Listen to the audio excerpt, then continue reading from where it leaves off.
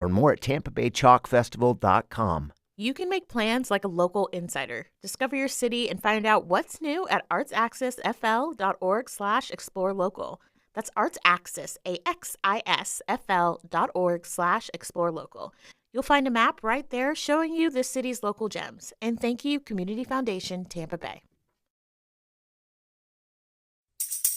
The U.S. Supreme Court just struck down a Louisiana election map which created a second majority black congressional district. In a 6-3 ruling, the justices called it an unconstitutional racial gerrymander.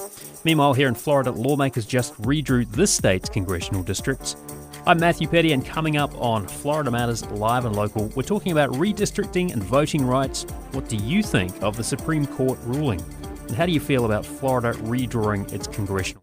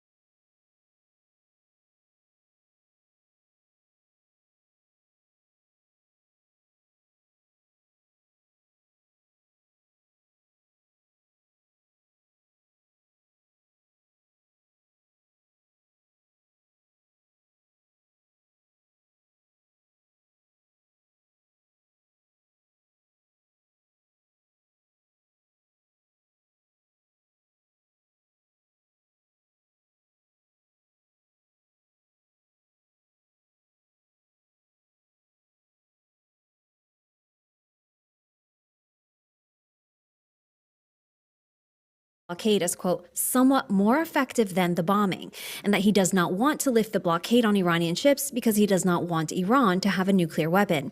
Iran says its nuclear program is for peaceful energy purposes. Trump told Axios it was time for Iran to, quote, cry uncle and say we give up.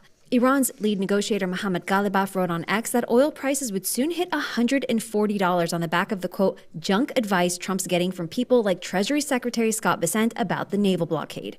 Aya Batrawi, NPR News, Dubai. Well, oil prices have settled back down to around $114 a barrel, and despite the war, the U.S. economy's expanded.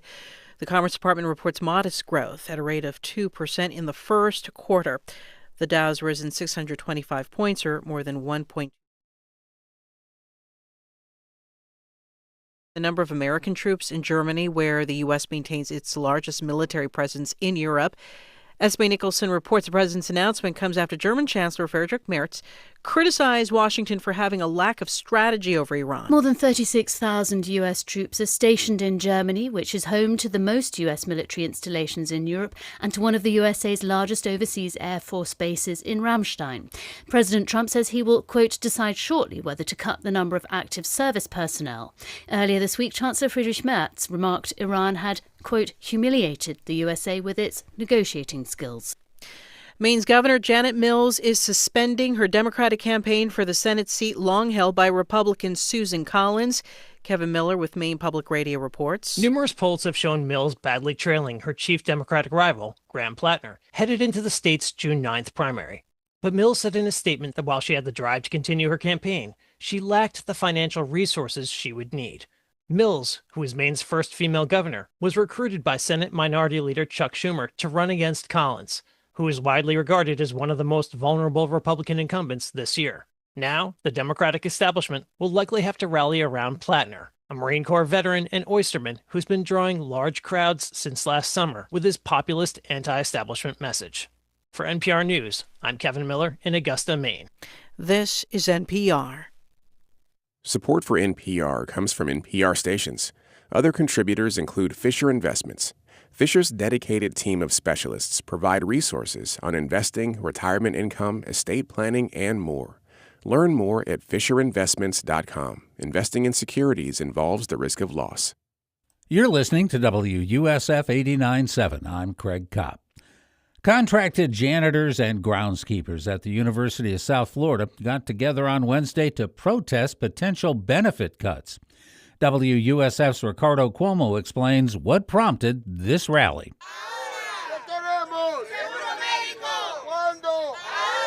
In 2024, USF outsourced its facility services to private contractor Saudi Services Corporation in an effort to cut costs. This resulted in about 400 employees having their jobs privatized and losing access to benefits like state pension and health insurance.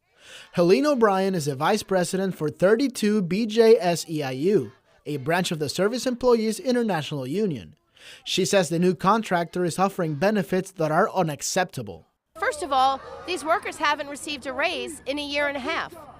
Second of all, the raises that the company has offered is 1.5%, which is nothing. Again, hard work deserves fair pay.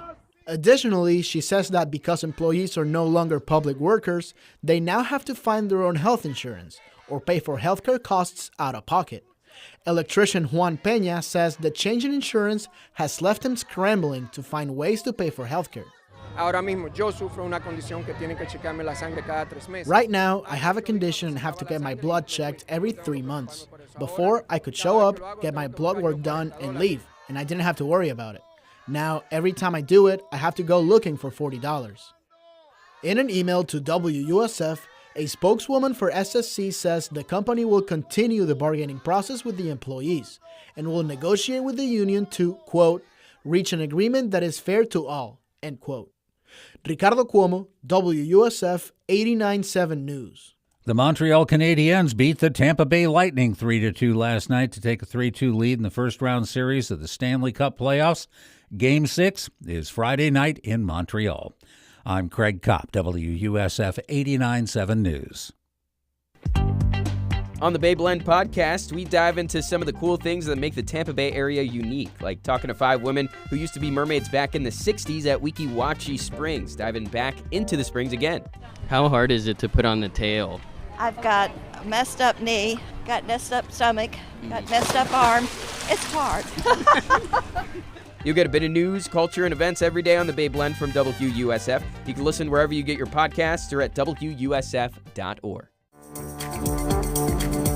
This is Florida Matters Live and Local, broadcasting from the Doctors Lorraine Rubis and Neil Frankel studio at WUSF in Tampa. I'm Matthew Petty. Sarasota School District is cutting 136 teacher jobs due to financial strain. Superintendent Terry Connor said he's hopeful the teachers will find new jobs in the district next school year.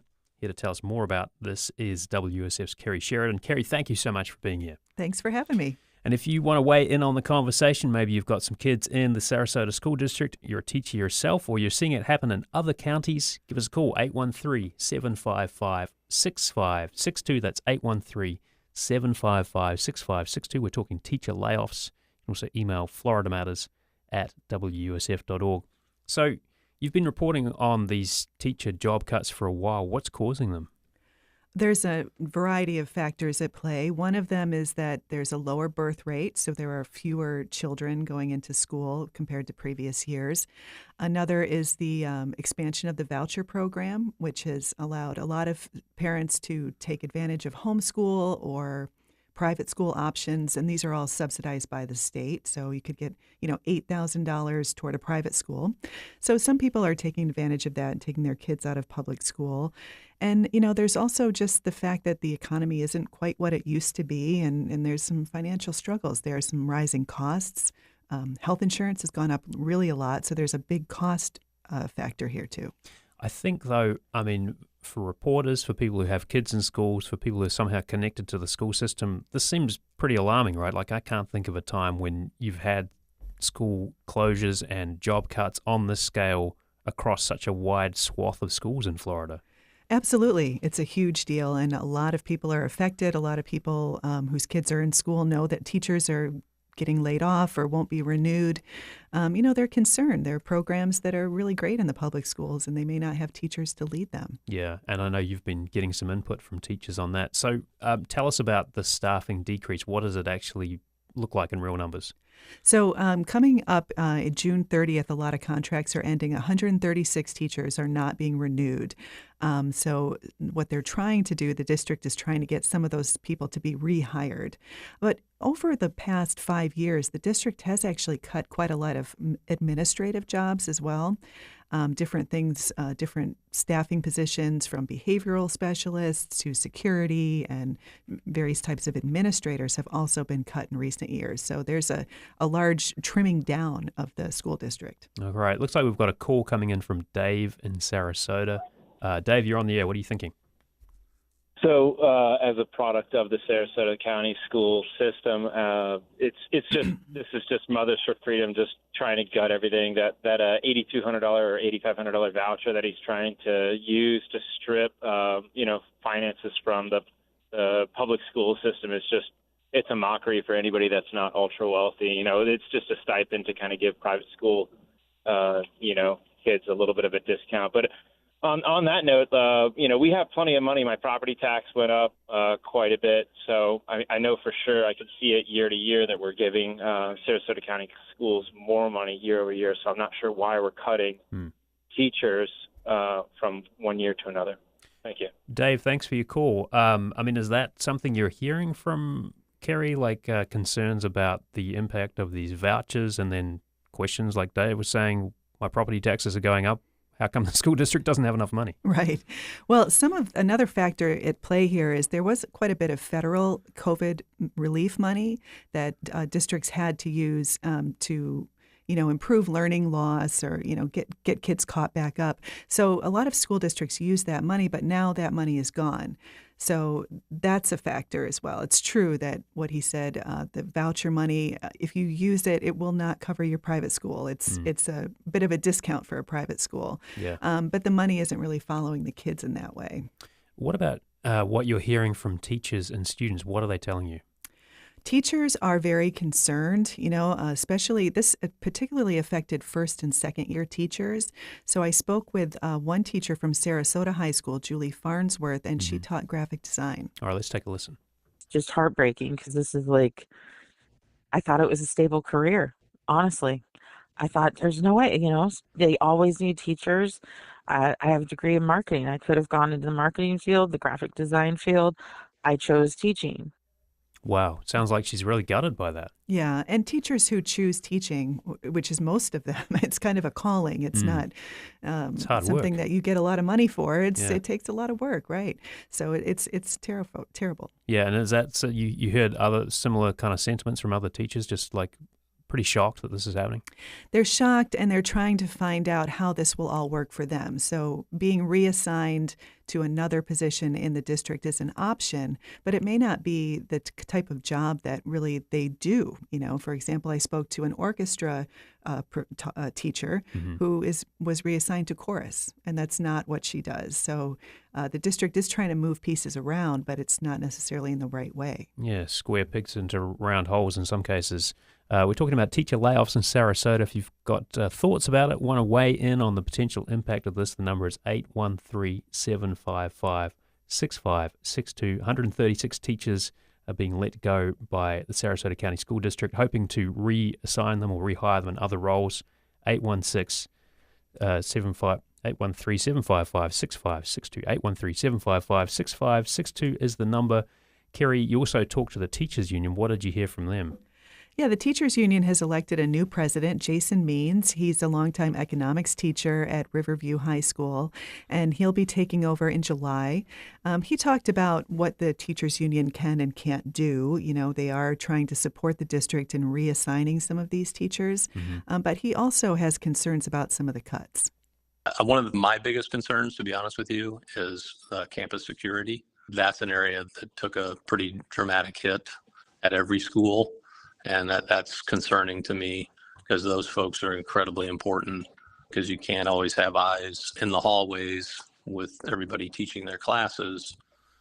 Yeah, that's an interesting point because oftentimes you see teachers sort of doing double duty. They're helping kind of manage traffic around the car line, but they're also keeping eyes on the school, out of class, and there's fewer teachers, but also other staff getting let go too. Yeah, and some of these have been in recent years school resource officers or police involved with the schools. Some of them are behavioral coaches who help with disciplinary issues and get the kids out of the classroom and walk them around a bit and walk them back in.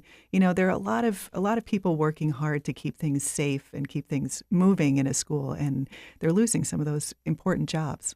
Now, the district is suing the county over taxpayer money. What's going on there? That is an issue that just arose this year when Mike Moran became the tax collector. He started to take this additional $2 million from the school district that had not happened before. And I'd heard the Sarasota Superintendent Terry Connor talk about that at various meetings in recent months, and then a lawsuit was just filed over it. So we'll see how that plays out. I think we've got another call coming in. We've got, Freddie calling in from Pinellas County. Freddie, you're on the air. What are you thinking? Yes, sir. So I'm in Pinellas County, but we're having basically the same issues. They're not firing teachers or closing schools.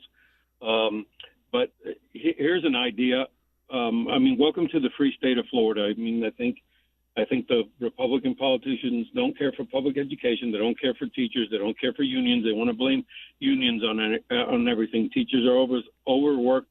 I don't know if you've heard about where they just recently came out and told the teachers. My wife happens to be a teacher in Pinellas County, that they had to go through all the books and eliminate any book that said Gulf of Mexico. That's unrelated, but just kind of the things they're going through. Yeah. How about this idea? How about we don't need PE teachers in high school and we don't need PE teachers in middle school? That's a way you can save money. You don't need high school kids going out to take PE.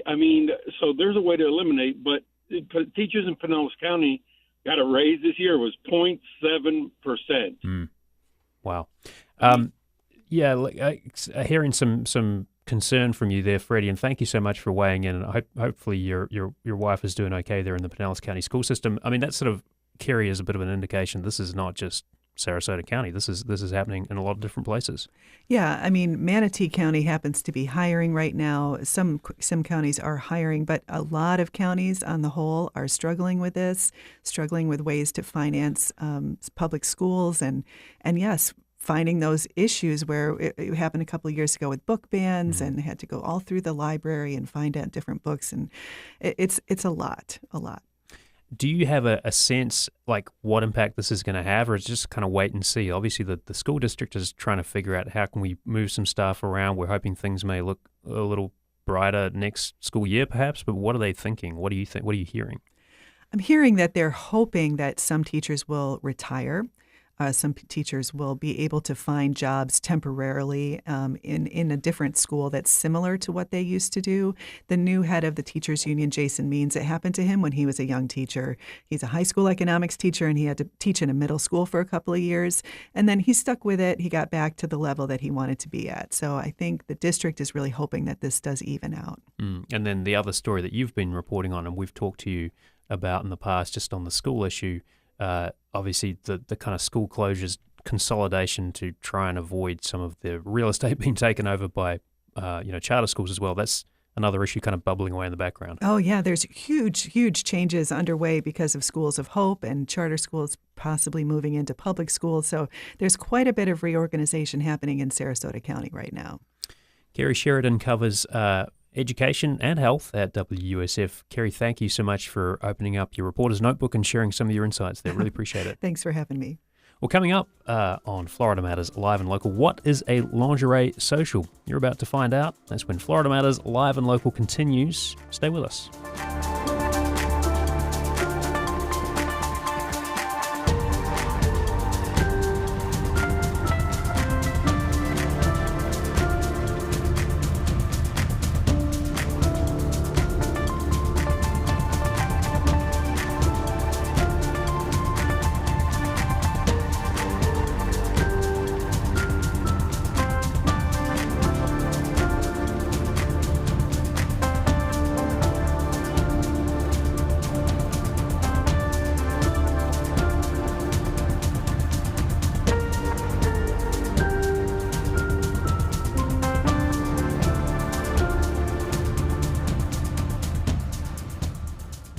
WUSF covers how county leaders spend your tax dollars, like a deal that keeps the Tampa Bay Lightning in Tampa through 2043, paid for partly with tourist taxes. Our arena is nearly 30 years old, and it's going to cost us less to maintain it than it would to build something new.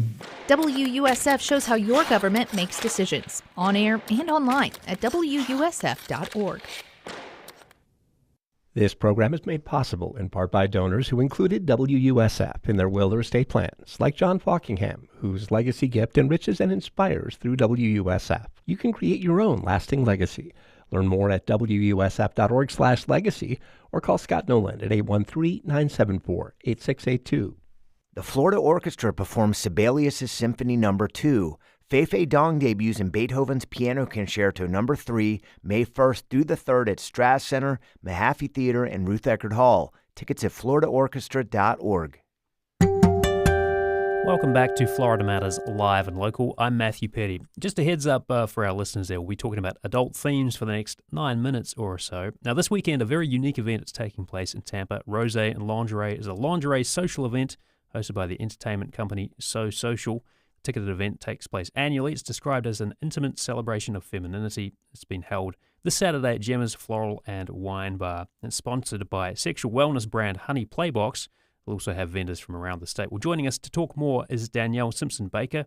She's a sex therapist from Orlando and is one of the vendors on Saturday. Also joining us is Janice Ochoa, marketing project manager of Honey Playbox. Janice and Danielle, thank you so much for stopping by. Hey, thanks for having us.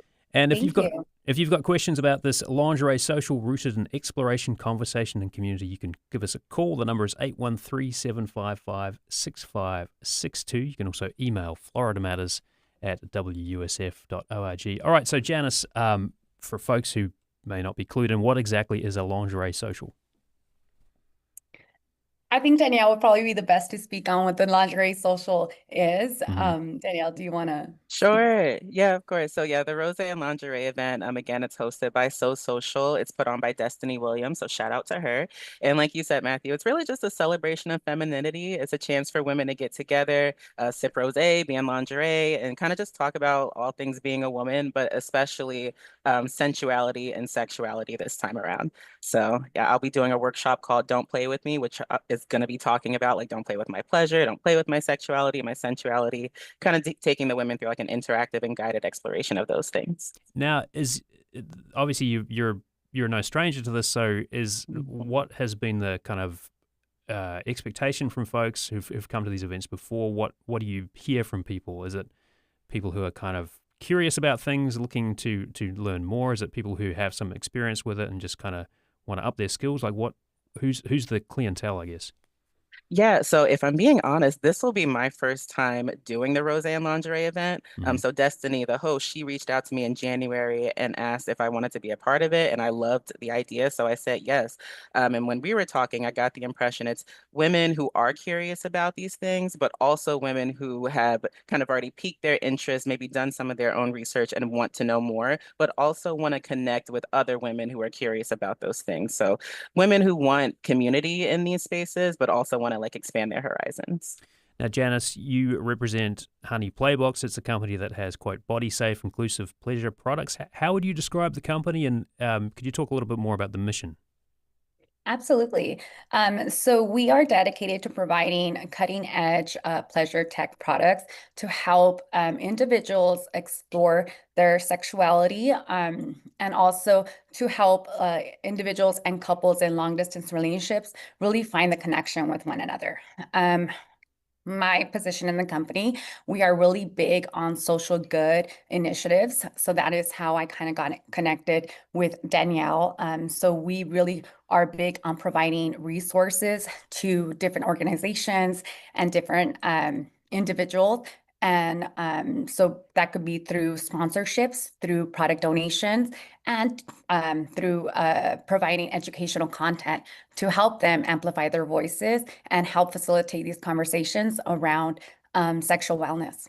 So who's your target audience then? And do you kind of see the company as having more than just a sort of a profit margin as its goal? Absolutely. So we definitely want to help facilitate those conversations, like we said. I feel like there's a lot of taboo around sexual wellness. There's a lot of work that we need to do on destigmatizing sexual wellness.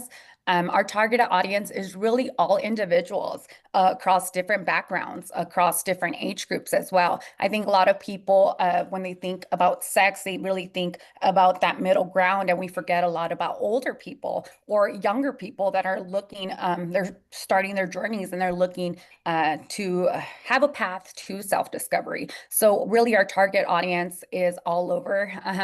It's just really every individual that's looking to empower themselves. Do you find are you getting more inquiries from, say, senior citizens who are interested in exploring more of this? Absolutely. So I'll give you guys a quick little story. We're generally an online retailer, but like I said, we do partner with a lot of different organizations. Sometimes we have a lot of older folks that walk in to the warehouse or to our headquarters looking to get connections because they may not have access to online and digital platforms. And they're really looking to explore their own self-discovery. And I realize there is really no age limit to that. Some women are looking to experience their first orgasm and experience. They're just really discover themselves later in life. And there is no shame to that. And we really need to break down those stigma and really have those conversations around that. There's also older couples that are looking to still connect.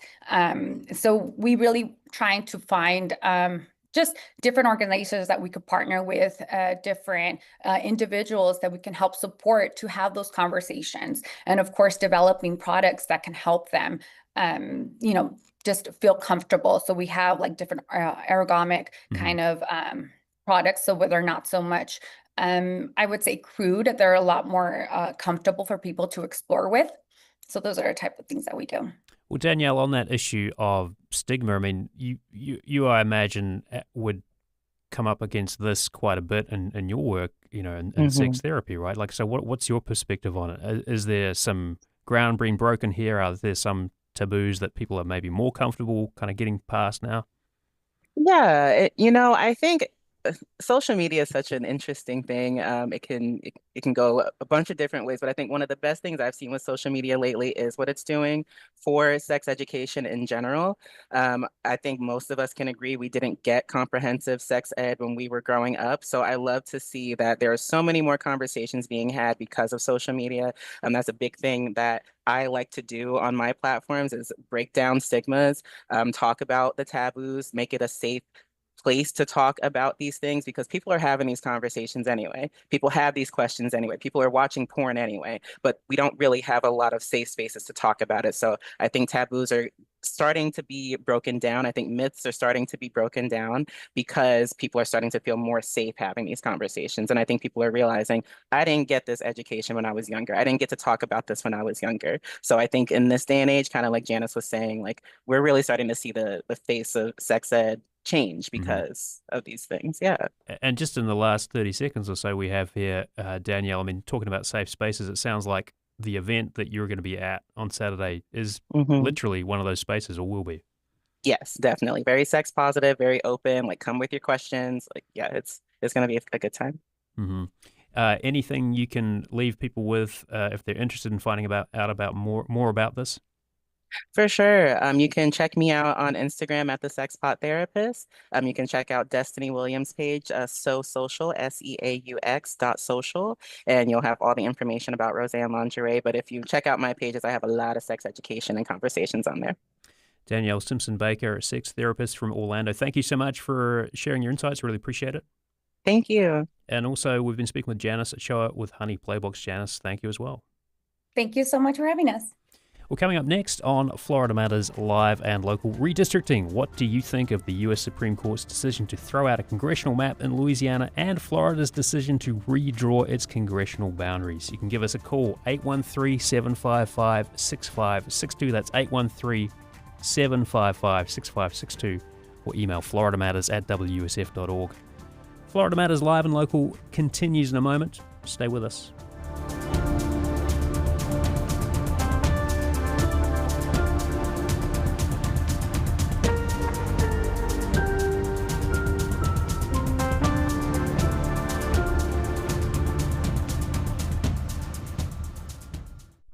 on the next Fresh Air. Baby Reindeer was an unexpected hit on Netflix in 2024 and won 6 Emmys. It drew on the experiences of its creator and star, Richard Gadd, of being sexually abused and then stalked. Now Gadd explores toxic masculinity and repression in his new HBO series, Half Man. Join us.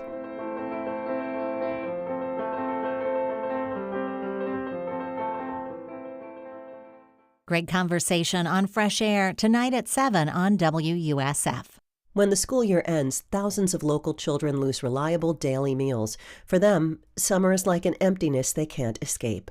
Join the All Faiths Food Bank's campaign against summer hunger. More information at allfaithsfoodbank.org. I'm Meghna Chakrabarty, host of On Point, heard Monday through Thursday at 11 a.m. and 8 p.m. And you're listening to WUSF 89.7, your spot for local.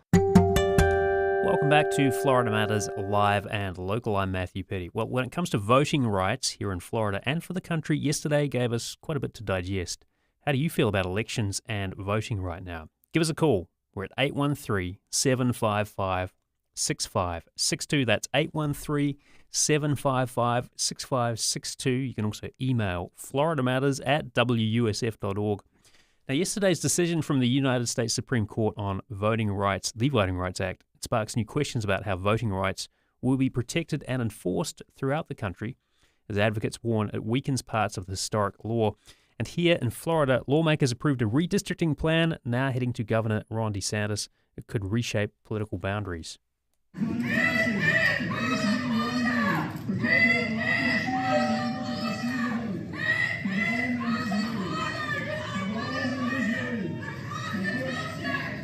Just a little bit of a sense of what was happening up in Tallahassee. State Representative Angie Nixon of Jacksonville, a Democrat, protesting in the chamber with a bullhorn. What does this all mean for your vote and how much power it carries in the next election?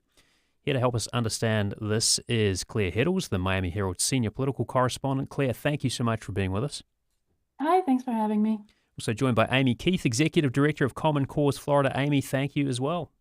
Thanks so much for having me. All right, Claire, I want to start with you. What exactly came down from the Supreme Court yesterday, and once we get through that, what did Florida lawmakers just pass?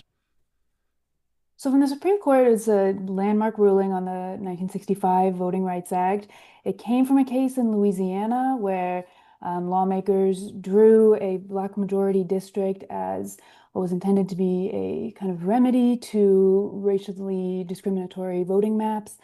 And the ruling yesterday sort of determined that taking race into account at all in drawing that map amounted to racial gerrymandering, according to the majority, and therefore shouldn't be upheld. The dissenting judges argued that, in effect, it deeply undermines the work of the Voting Rights Act, which created a remedy to racial discrimination. Now it creates a much higher bar to take race into account. It doesn't, bar taking race into account when drawing a map, but it creates a much higher bar of showing, racist intent, which is very difficult to prove legally. And so I think the dissenting judges argued that this rolls back the sort of essential remedies that were passed in the 60s to ensure that there was a representative democracy that looked like the country. And then a bit of an accident, I guess, in some ways of time, although maybe not so much. In Florida, lawmakers said yes to a map that was essentially crafted by the governor's office. Tell us more about that. Right. So this ruling came down sort of right in the middle of the Florida House debating the map that had come down from the governor's office. The governor's office for months has been, giving various justifications for why it was drawing new maps that sort of seemed to attempt to comply with Florida's partisan gerrymandering ban early on, saying that it was about population growth or it was in anticipation of this ruling.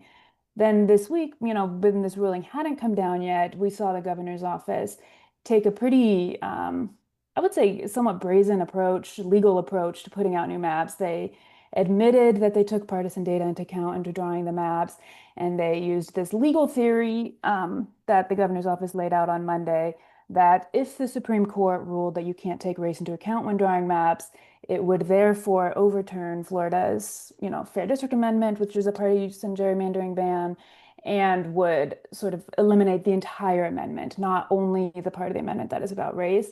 And so his office, told lawmakers this week, they admitted they used partisan data in redrawing the maps. And when lawmakers were debating it, they also seemed to, the bill sponsor acknowledge that they are voting on a map based on a legal theory, not on a map that appears to comply with the Constitution, the Florida Constitution as it currently stands. And the ruling that came up in the Supreme Court sort of partially bolstered DeSantis's argument, but it also didn't go to the extent that DeSantis had said on Monday that he thought it would, which is to ban the consideration of race entirely. So this kind of legal theory that they used to justify the map that they passed this week, I think, is still needs to be decided in court. So that is the battle to come. Some legal testing to follow, no doubt. We're talking with Claire Heddles with the Miami Herald. Also with us, Amy Keith, Executive Director of Common Cause Florida, talking about yesterday's SCOTUS decision, Supreme Court of the United States, on voting rights and Florida's redistricting plan. I want to hear from you as well. The number is 813-755-6562. That's 813-755-6562. Do you feel like these rulings will protect your vote? Does it feel like things are changing too fast? The conversation is happening. You can join it by calling 813-755-6562 or emailing FloridaMatters@WUSF.org. Amy, how do you expect all this to play out for voters? What do you see happening next? Yeah, I mean, of course, I think that we're going to see a lot more fight on this. As Claire mentioned, after all of the excuses the governor gave for why they had to do this, ultimately, they basically said, don't listen to the Constitution, and they didn't have really a leg to stand on to say that this is constitutional. We are, of course, still waiting for the map to be sent to the governor and signed. But once it becomes law, I think we are looking at all different options for how you can confront this map. Because ultimately, if this map were to go into effect for the midterm elections in 2026, not only would it be unconstitutional, not only would it be against the will of the people of Florida. Let's remember that constitutional amendment was put in the Constitution by the people of Florida with a 63% vote. And a majority of Floridians today across parties still want partisan gerrymandering to be illegal. If it goes into effect, there are changes to congressional districts that are so wide-sweeping across the entire state. This is an enormous burden of work for election administrators, and it is a huge problem of confusion for voters. It's utterly disrespectful of voters to have this process happen so late in a midterm election year. We will see obviously changes to congressional districts, which may result in re-precincting, which means that some voters may see their polling places change. But really, you now have this situation where people are just getting to know what communities am I voting with? Who are our representatives? Who's vying to represent me? When I look about how this map impacted my own community in St. Petersburg, it puts St. Petersburg with Hendry and Hardy and DeSoto. I think it's like Wauchula and Arcadia. You have this huge stretch all the way across Tampa Bay into much more rural parts of Florida. You have extraordinarily different communities, which really is going to fundamentally change the representation that voters have in St. Petersburg. And St. Petersburg wasn't the only city that was split. So really, if the map goes into effect, it would have an incredible confusing impact on voters, a burden on election officials going into this election, but also just such a decrease in really supportive and good representation for citizens here in the state of Florida. Although let me just might be worth mentioning. Let me just reintroduce you real quick for folks who may just be joining. Amy Keith is with Common Cause. We're also talking with Claire Heddles with the Miami Herald, talking about decisions coming down yesterday, a new congressional map that's yet to be signed by Governor DeSantis for Florida, and also the landmark decision by the Supreme Court of the United States throwing out a congressional map in Louisiana with implications for the rest of the country. Have you been paying attention? And if you have, what are you thinking? How do you think this might impact your vote? Give us a call, 813-755-6562. That's 813-755-6562, or email FloridaMatters@WUSF.org. Claire, just to clarify, though, for folks, when would this map go into effect? Is this something that voters will have to contend with this year, or is it to be like for the following election? When would it actually go into effect? My understanding is that it would go into effect as soon as the governor signs it, and he's made every indication that he's going to sign it as soon as possible. Sort of one of the interesting situations in the legal landscape is that once there is a lawsuit, which voting rights groups and the Florida Democratic Party have indicated they plan to file, I think someone told me before the ink is dry on DeSantis's signature. It will be up to judges to decide whether or not they want to rule before or after the November election. And there is this sort of judicial principle called the Purcell principle that judges might cite as a reason for why they won't touch the maps until after the November election, even if they're going to end up deciding that they're unconstitutional. I think there's some indication that the governor's office was anticipating that if they passed the maps at such a late point in the year, in April, it would block judges from being able to make a ruling because of this principle that sort of prevents judges from making significant decisions that impact elections within a certain period before election. So the legislature can make a decision that, has sweeping impacts, but it will be up to, the judge of this case lands before it to decide whether or not they're going to rule on it before or after the November election. And, I think part of the bigger picture of this redistricting war across the country, that started with the White House last summer pushing Texas and Republican states to redistrict, and then Democratic states redistricting. Sort of all eyes were on Florida after a lot of these Republican states actually, failed to draw maps that would favor would favor Republicans. Let me just come back to something you were talking about earlier, though, Claire. I mean, and this is a piece that you wrote earlier in the week. You said essentially that the move to redistrict in this way basically overturns Florida's gerrymandering ban. So how is this even possible? That is the legal theory that the governor's office has laid out to justify the fact that they used partisan data to draw this map.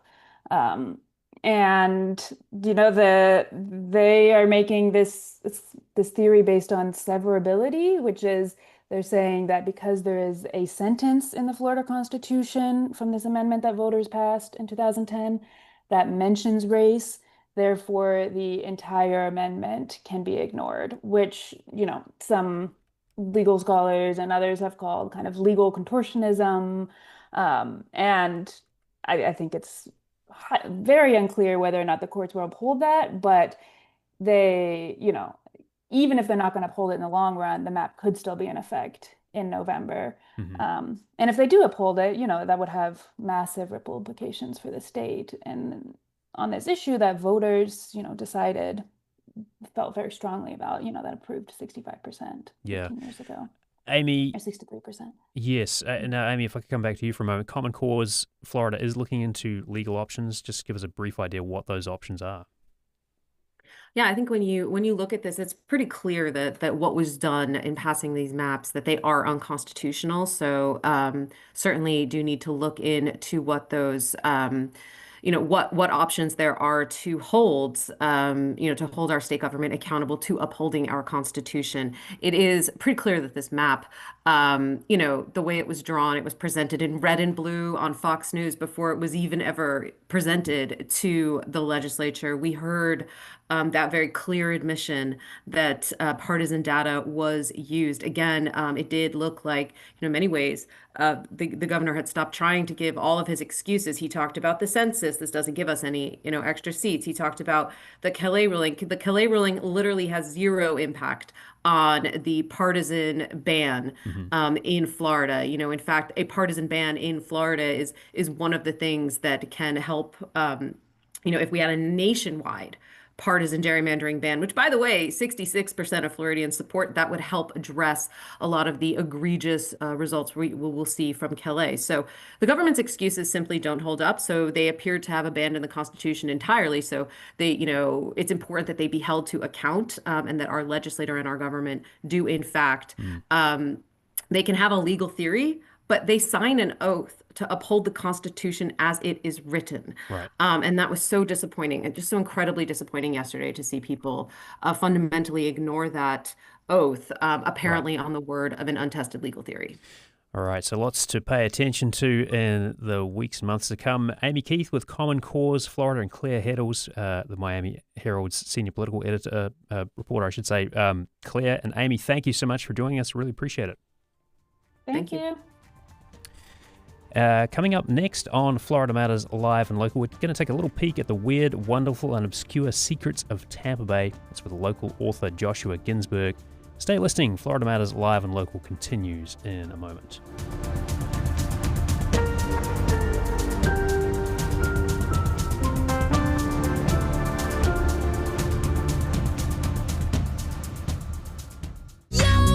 I'm Indira Lakshmanan. It's been 30 years since the Spice Girls hit the pop charts, radiating girl power. What has Sporty Spice, Mel C, been up to? If you wanna be my lover. Well, she's a mom, a DJ, and she has a new album. What I was trying to achieve was this world where all of my passions came together. Next time on Here and Now.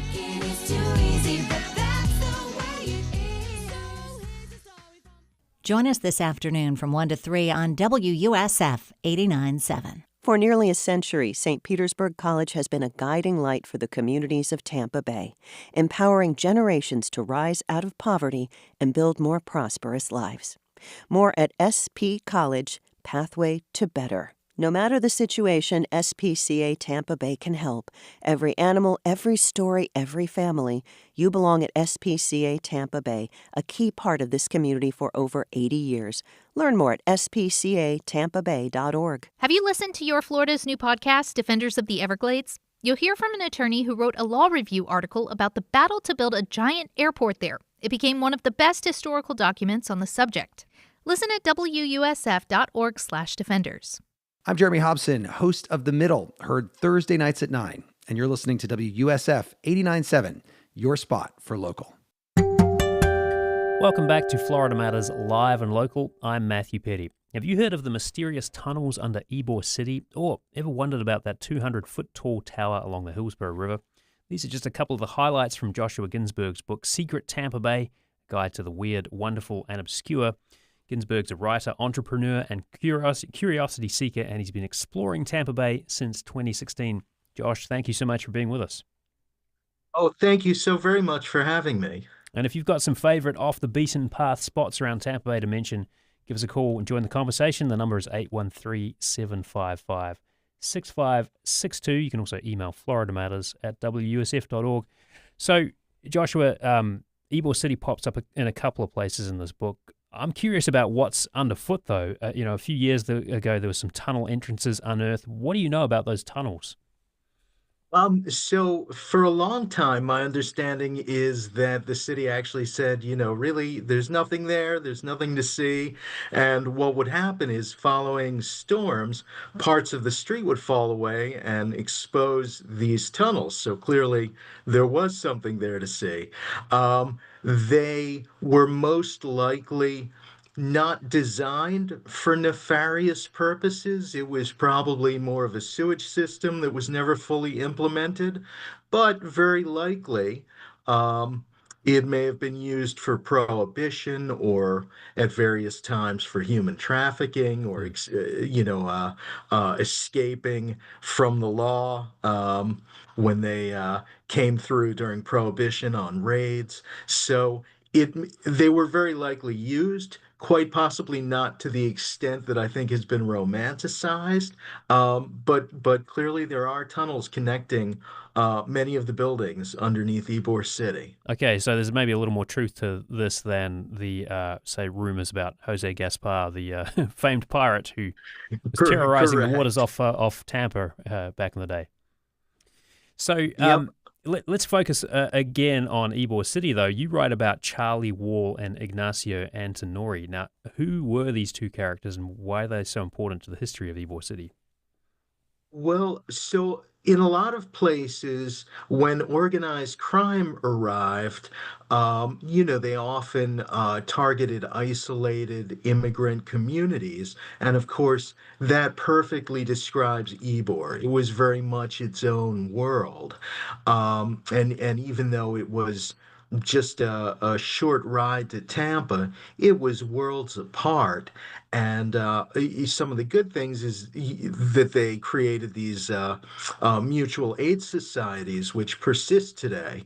But of course, it also made them targets for organized crime, and specifically the game Bolito, which was a type of game where balls would be drawn from a sack with numbers on them. So those two figures you mentioned were part of this early criminal uh, element that really gave way to the mob following the 20s and Prohibition. But what first drew the interest of a lot of these folks was the game of Bolita because it was very easy to manipulate, easy to rig. That's the sort of thing that organized crime really seems to gravitate toward.